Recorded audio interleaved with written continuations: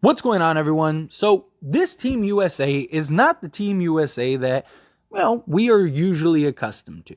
Now, the NBA is now a global game, and all the biggest names are all from other countries, right? Luka, Giannis, Jokic, Embiid, like all these guys are all representing their respective countries and looking to beat Team USA. And even still, it's not a KD, Anthony Davis, LeBron James type Team USA roster. It's a lot of like the younger guys, a lot of some of the up and coming guys, even some of like the more role guys. And the real question is, can this roster actually compete? Right? The world of basketball has improved so much. And there are so many just really good teams around the world with really good star-studded players, with really good players that have never played in the NBA and likely never will, but are still very well good enough to do so. And Team USA could very well get dominated, right? This is a roster that is basically showcased by Brandon Ingram, Anthony Edwards, Jalen Brunson, Triple J, and Mikal Bridges, right? Like that's probably the starting five. Then you have standout reserves like Paolo Banchero. They have like Bobby Portis, but he's like a role guy. Tyrese Halliburton, Austin Reeves. He kind of emerged and broke out for the Lakers this past season. You got Josh Hart, right? Got good, solid like role guys, but we don't have any of like those superstar like can just completely take over and win you a game, right? Like there's a real concern that we just might get ran through. And the first actual competition that this Team USA basketball roster played, they got absolutely dominated.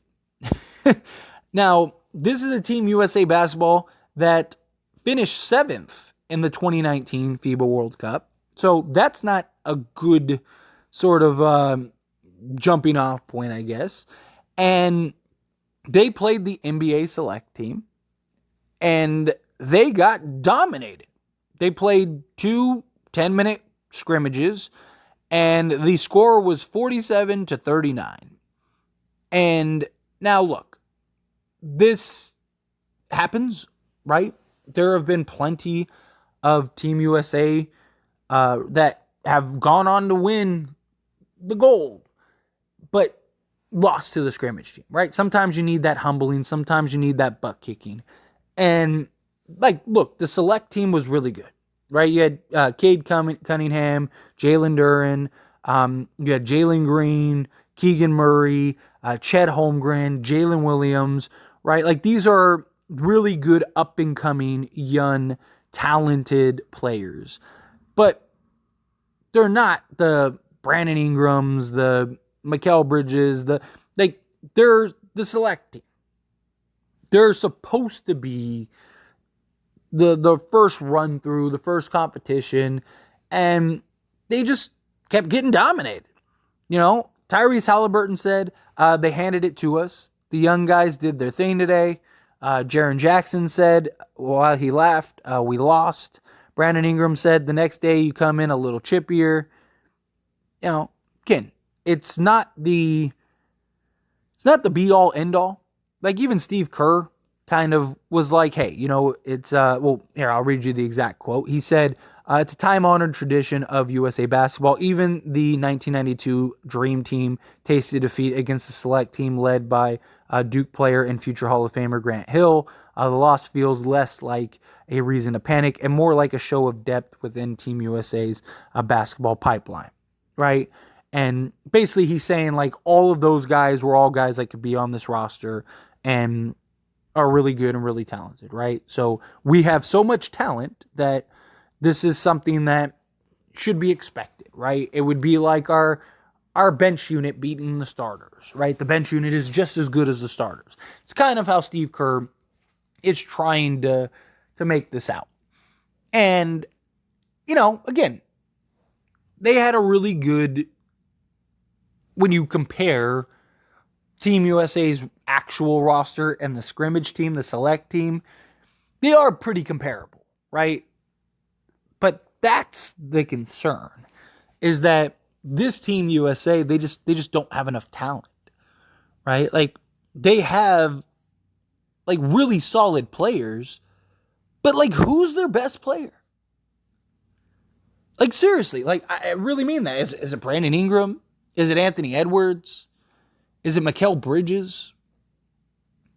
It just, usually it's like, oh, this Team USA has, Kobe Bryant. He's their best player. Or Carmelo Anthony. Or LeBron James. Or Prime Dwight Howard. Or Michael Jordan. Or Magic Johnson. Or it's just like, man, like, there's like, or it's, man, who's their best player because they're just that talented. It's like, man, like, who's going to be who takes the final shot, right? Like, no, it's like, this is kind of like, okay, like, who's the best player? Like, who's taking the final shot here, right? Like, that's not really a good sign, right? Like, that's not something that you really are like, oh man, like, I can't wait to see how they play. And look, their first game is right around the corner. Their first game is, at the time of recording this video, it is August 7th or August 6th.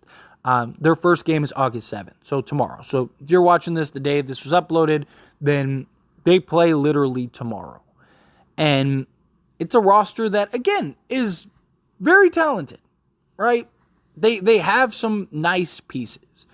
Here, I'll read the whole roster for those that are wondering. You got Paolo Banchero, Mikal Bridges, Jalen Brunson, Anthony Edwards, Tyrese Halliburton, Josh Hart, Brandon Ingram, Jaren Jackson Jr., you have Cam Johnson, Walker Kessler, Bobby Portis, Austin Reeves, and then Steve Kerr, Eric Spoelstra, Tyronn Lue, and then Mark Few. They have probably the best coaching staff in the world, but as far as like talent, I mean, again, how good is this roster?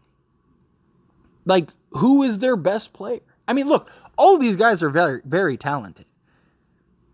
But this isn't like the early 90s anymore, right? Like can this roster beat like Greece? Can this roster actually compete against some of these top teams in the FIBA? I don't necessarily think so. Right? Like, look, a roster of, again, Jalen Brunson, Anthony Edwards, Mikal Bridges, Brandon Ingram, and Walker Kessler, or whatever, however they decide to go with the starters, because they don't have a lot of size, right? Like, their centers are basically Walker Kessler, Paolo Banchero, and Bobby Portis. Right, like, or Triple J too, right? Because Triple J, he's like 6'11". So that is basically what we're looking at. I'm not super stoked about this roster. Like, could they win? Sure, right? Like, they're very young, they're very athletic. They have got, like, Anthony Edwards could take over games. Triple J just won Defensive Player of the Year. He's a guy that is quick and agile and can jump out the gym and block shots. You got like legit playmakers in, Tyrese Halliburton. Austin Reeves has looked really good. Brandon Ingram is a legit guy that go for 30 on any given night and is a mismatch for probably most of the FIBA.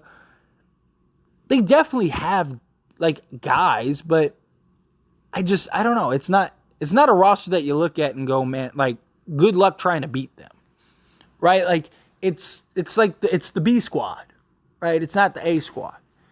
And look, again, I don't look at it and go like, there's no way this roster can win. I do believe that they can win. I have my reservations, to put it nicely, when you're talking about this Team USA team. I hope they do. I hope they go in and they just run through everybody, right? I hope it clicks. Now, chemistry and athleticism and talent and all of that is something that's big. Can they lock down on the defensive end? Anthony Edwards is a great defender. Mikal Bridges is a great defender. Triple J is a great defender. Brandon Ingram, great defender. Right? Like, they have guys that can defend and play both sides of the ball. So that's good. But this isn't the star-studded, like, oh man, like, this isn't the redeem team or the dream team, or this is that, like, they finished 7th in 2019. This is kind of got the feel and look of, like, all right, like, this might be another 7th place finish, right? Like, it just, and again, I hope not. And look, that 2019 roster was better than this one. Like, that 2019 roster had Miles Turner, Donovan Mitchell, I think it had Jason Tatum, right? It was pretty talented. It had, like, Brook Lopez, Jaylen Brown. Trying to think of who else was on that roster. But my point is that roster was better than this one, and they were ranked second in the world or whatever, right? And I don't know. I think that roster was better than this one. They had at least more size. Again, it wasn't like that much better. Here, let's read the roster together in real time during a video. So they had Derek White, Donovan Mitchell, Joe Harris, Marcus Smart, Harrison Barnes, Jaylen Brown, Jason Tatum, Mason Plumlee, Miles Turner, Brook Lopez, Chris Middleton, Kemba Walker. Again, not a great roster, but Jason Tatum's better than everybody on this current USA roster. Jaylen Brown is comparable to pretty much everybody on this roster. And then they at least had cohesiveness in Marcus Smart, Jaylen Brown, and Jason Tatum, right? Guys that play together. Donovan Mitchell is as good of a scorer as anybody, not defensively. Joe Harris, Harrison Barnes, right? But they had guys like, they had Plumlee, they had Miles Turner, they had Brook Lopez. So they had guys that were like legit centers, where it's like you got Triple J and Walker Kessler, and then you're undersized. At least this roster had like legit 7-footers. I don't know. But anyway, as always, this is a discussion, so I pass the question on you. Let me know your thoughts and opinions down in the comments below. How do you feel? Do you think it's a roster that can compete? Do you think it's a roster that can win? Do you think it's not? Where do you think they finish? Where do you think they rank? Love to hear it. How do you feel? Down in the comments below.